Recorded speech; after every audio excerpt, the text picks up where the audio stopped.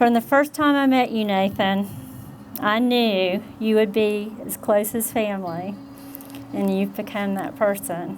You're like a brother to me who I love and look to for guidance, hope, and peace. You are someone that I turn to talk to about Jesus, and I'm forever thankful for that. I have to tell you how God is so good that He brought this fresh breath of air into Southcrest Church one night where my daughter and I met you. And right away, I called Alex and said, I think I found somebody for Nathan. But at that point, I don't think either one of you were ready to meet each other. And it took about 8 months to get there, didn't it? And then I had this talk with you, which was so amazing and so God-filled because He put that in your heart that you were ready to date. And you were ready to date to find your wife. And I knew that that was the time that y'all needed to meet. My love, it amazes me to think all the years I prayed for God to give me someone to share my life with, He knew the answer was always you. You are the one I have always prayed for, and the one that God was preparing me for all these years. My love for Jesus has grown and continues to grow because of your love and your heart after Christ. My life and Coral's life changed forever for the very best when you were brought to us from God. It is completely Christ, and it shines all over your face. I cannot express my joy enough. I do today, I do for the rest of my life, with the utmost joy. I love you today and for the rest of the time that God gives us breath. Your love, your wife.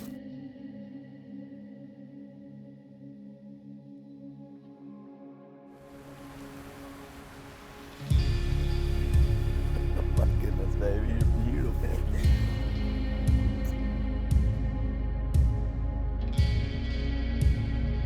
My love, where do I start when it comes to finding the words that can express the amazing year that has led me to you here today? My heart feels joy, happiness, and a fullness of God's love that can't be bottled up in a letter trying to make sense of these feelings I have inside for you.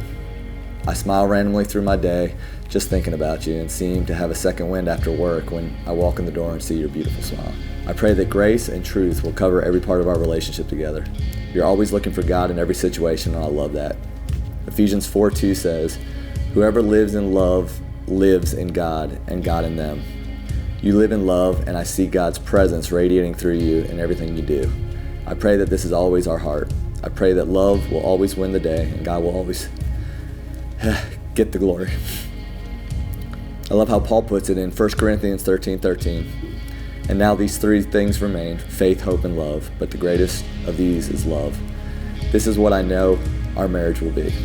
This is what I pray my heart will always run towards. It's the last, final, and greatest command, and I will always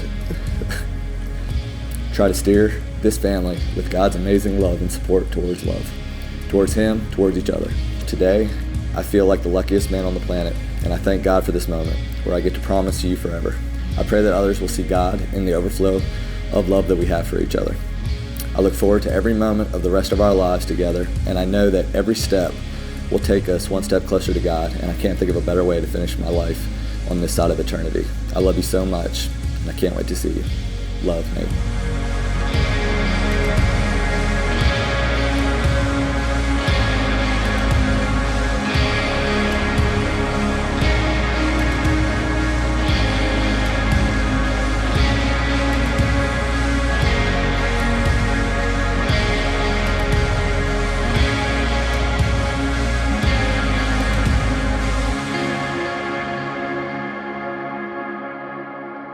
Today we praise God and all that has happened as I pronounce you, Nathan, and Tamara, husband and wife.